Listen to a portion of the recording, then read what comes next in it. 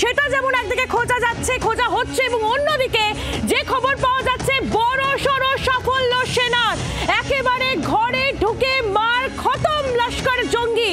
এই নিয়ে আরো আপডেট আমরা নেব। আমার সঙ্গে রয়েছে এই মুহূর্তে আমার সহকর্মী এবং আমাদের প্রতিনিধি মৌমিতা চক্রবর্তী। মৌমিতা, একদিকে যেমন আমরা দেখছি যে উপত্যকায় চিরুনি তল্লাশি চলছে, চপার দিয়ে তল্লাশি চলছে, অন্যদিকে সেনারা তারা ভেতরে ঢুকছেন, জঙ্গলে তল্লাশি চালাচ্ছেন, তার মধ্যে লস্কর জঙ্গি খতম।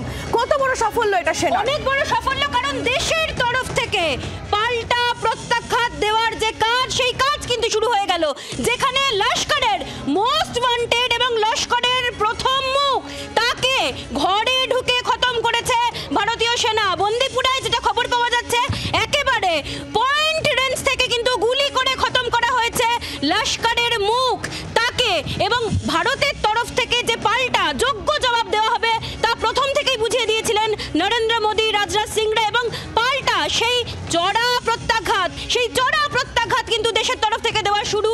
একদিকে চলছে অপারেশন চিরুনি তল্লাশি, অন্যদিকে লস্করের প্রথম জঙ্গির যে মোস্ট ওয়ান্টেড, দেশ জুড়ে যার কুখ্যাতি রয়েছে, তাকে খতম করে যোগ্য জবাব দিয়েছে ভারতীয় সেনা।